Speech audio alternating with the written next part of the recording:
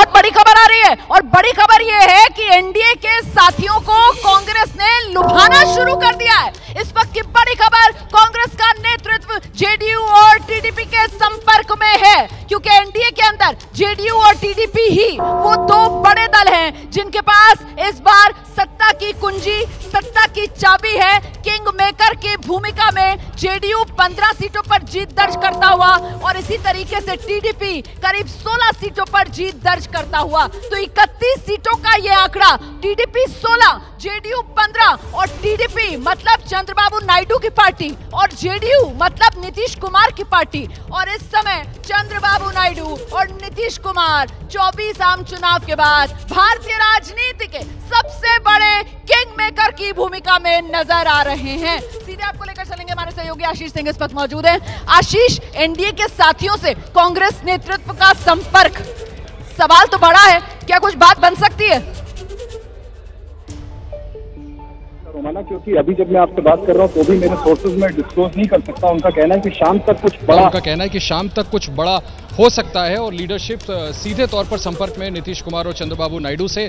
ये political realignment हो पाएगा कि नहीं, ये बातचीत में क्या नतीजा निकलता है देखना होगा। लेकिन इस वक्त की बड़ी खबर है कि दोनों ही चंद्रबाबू नायडू और नीतीश कुमार से इंडिया अलायंस की तरफ से, कांग्रेस नेतृत्व की तरफ से संपर्क साधा गया है। मेरे साथ जैनिंद, इस बारे में आप ज्यादा जानकारी क्या दे सकते हैं? बिल्कुल आशीष जी, सोर्सेज ये बता रहे हैं कि कांग्रेस के संगठन महासचिव केसी वेणुगोपाल को यह जिम्मेदारी दी गई है और संभवतः वही चंद्रबाबू नायडू से भी बात करेंगे और नीतीश कुमार से भी संपर्क साधेंगे। और दोनों पार्टियों को अगर जोड़ दें तो तकरीबन 30 सीटें दोनों पार्टियों को मिलाकर हो रही हैं। और अगर ये इंडिया अलायंस के पास आ जाते हैं तो फिर 272 का जो मार्क है वो इंडिया अलायंस जो है वो मौजूदा परिस्थितियों में क्रॉस कर सकती है। तो इस तरफ अब कदम बढ़ा दिया जा चुका है। नतीजा क्या निकलता है इसके लिए इंतजार करना होगा। मैं बिल्कुल फिर से दोबारा दोहरा दूं, बिल्कुल क्लियर कर दूं, संपर्क दोनों से साधा जा चुका है। ये एबीपी न्यूज अपने दर्शकों को बड़ी खबर दे रहा है और ऐसा क्लेम कर रहे हैं कांग्रेस टॉप सोर्सेज, माफ कीजिएगा, कि शाम तक कोई बड़ा अलाइनमेंट ऐसा हमको देखने को मिल सकता है। तो ये बड़ी खबर है। यहाँ पर ये जो खबर आप दे रहे हैं इससे वो कांग्रेस के भीतर की भूख नजर आ रही है सत्ता हासिल करने की,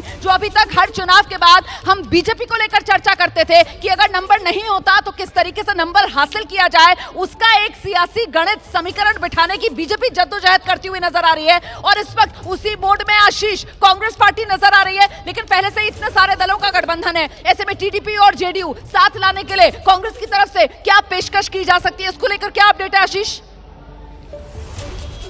देखिए, मुझे तो 2004 भी याद है। 2004 का लोकसभा चुनाव भी हमने कवर किया था रोमाना, और उस समय भी तो इसी तरह का रीअलाइनमेंट देखने को मिला था। उस समय भी सत्ता की वही भूख थी जिसका जिक्र आप कर रही हैं। और जब नंबर्स उस तरह के आए थे, जब लगा था कि एक अलायंस खड़ा किया जा सकता है, तो यूपीए अलायंस खड़ा किया था। सोनिया गांधी, अमर सिंह, करुणानिधि, हरकिशन सिंह सुरजीत। अब मुझे लगता है कि की प्लेयर्स होंगे खुद राहुल गांधी, खुद प्रियंका गांधी, क्योंकि मुझे सोर्सेज बताते हैं कि सीनियर लीडर्स सीधे तौर पर संपर्क में। संभव है कि जो इंडिया अलायंस के बड़े पार्टनर्स हैं जैसे शरद पवार और दूसरे बड़े लीडर्स, ये भी बात करके मनाने की भरसक कोशिश करें। वो राजी होंगे कि नहीं होंगे देखने वाली बात है, लेकिन मुझे लगता है कि इस तरह का रीअलाइनमेंट हो सकता है। इसकी कोशिश शुरू हो गई और ये तक क्लेम किया जा रहा है, जैसा मैंने आपको बताया, कि संभव है कि आज शाम तक कोई बड़ा राजनीतिक बदलाव हमें देखने को मिले। ये बड़ी खबर है। ये पॉलिटिकल रीअलाइनमेंट भारतीय राजनीति में क्या देखने के लिए मिलेगा, क्योंकि ये 24 चुनाव दो खेमों में बटे हुए गठबंधन के तौर पर लड़ा गया। एक तरफ एनडीए गठबंधन, दूसरी तरफ इंडिया गठबंधन। एक तरफ बीजेपी लीड कर रही है, दूसरी तरफ कांग्रेस लीड कर रही है।